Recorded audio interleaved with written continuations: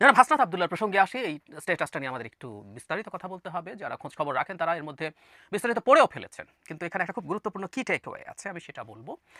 এই স্ট্যাটাসটা শুরু হয়েছে ১১ মার্চ সময় দুপুর ১২টা ৩০। কিছুদিন আগে আমি আপনাদের বলেছিলাম রিফাইন্ড আওয়ামী লীগ নামে একটা আওয়ামী লীগের কথা। ইয়াস, জনাব হাসনাত আব্দুল্লাহ ১২ তারিখেই আসলে এরকম একটা স্ট্যাটাস দিয়ে আভাস দিয়েছেন। সো এই ধরনের একটা মিটিং হয়েছে, আমরা তার ওই স্ট্যাটাস থেকে বুঝতে পারি। আবারও বলছি, জনাব হাসনাত আব্দুল্লাহর একপাক্ষিক কথা বা জনাব আসিফ মাহমুদের একপাক্ষিক কথা নিয়ে আমরা কথা বলবো। এখানে একটু আগেই একটা ডিসক্লেমার দিয়ে রাখা জরুরি।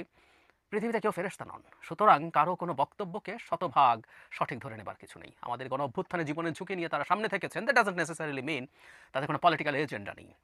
তারা এখন রীতিমতো পলিটিক্যাল পার্টি, এবং জনাব আসিফ মাহমুদও এই দলেরই সদস্য। আই রিপিট, জনাব আসিফ মাহমুদও আসলে আদতে ডিফ্যাক্টো এই দলেরই সদস্য। তারা খুব সহসাই বা যেদিনই হোক রিজাইন করে এই দলে যুক্ত হবেন। সুতরাং তারা এখন রাজনীতি করছেন। রাজনীতিবিদদের কথা আমরা কিভাবে নেব সেটা মাথায় রেখেই শুনি। এখানে তিনি বলছেন এটা দায়িত্বে আসবেন যে রিফাইন্ড আওয়ামী লীগ, সেটা সাবের হোসেন চৌধুরী, শিমিন শারমিন, তাপস, মানে তাপসকে সামনে রাখা হবে রিফাইন্ড আওয়ামী লীগে, এটা আমার একটু অবাক লেগেছে।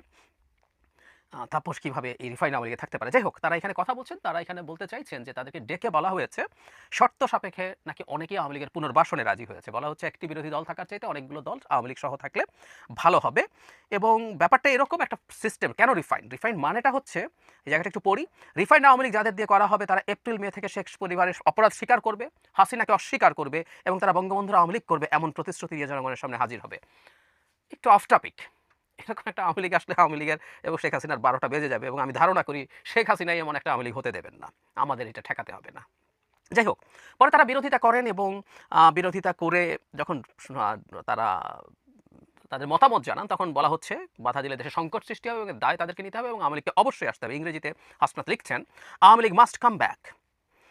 তারপর তারা বলছে এদের ক্ষমা চায় নাই, একটা দল অপরাধ স্বীকার করে নাই, তাহলে কিভাবে ক্ষমা করবে? তারপর পক্ষ থেকে রেগে উত্তর আসে, "You people know nothing. You lack wisdom and experience. So we are in this service for at least 40 years." তোমার বয়স থেকে বেশি। তাছাড়া আওয়ামী লীগ ছাড়া ইনক্লুসিভ ইলেকশনস হবে না। ইনক্লুসিভ শব্দটা নিয়ে আমি একটু পরে আসছি। তারপরে হাসনাত বলছেন যে এটা তারা হতে পারে না, মিটিং অসমাপ্ত রেখে আসে। একটা জিনিস খুব ইম্পর্টেন্ট এই জায়গায়। মানে এটা বলতে কাকে বোঝানো হচ্ছে? আমি দেখলাম যে অনেকে কচুক্ষেত করছেন এই স্ট্যাটাসের পর থেকে। কচুক্ষেত একটা গোয়েন্দা এজেন্সির অফিস, এটাকে ইন্ডিকেট করছেন প্রায় সবাই। আসলে তা না। হাসনাত আসলে সেটাকে ইন্ডিকেট করেননি। উনি সরাসরি সেনাবাহিনীকে ইন্ডিকেট করেছেন। কেন বলছি? উনি একটা জায়গায় লিখেছেন, "জুলাই আন্দোলনের সময় আমাদের নিয়ে অনেক কিছু করানোর চেষ্টা করা হয়েছে। কখনো এজেন্সি বা ক্যান্টনমেন্ট থেকে নানা ধরনের প্রেসক্রিপশন গ্রহণের চাপ দেওয়া হয়েছে। তারপর সেটা গ্রহণ করে নাই। এরপর বলছে আজকেও ক্যান্টনমেন্টের চাপকে অস্বীকার করে আমি আবারও আপনাদের উপর ভরসা রাখতে চাই।"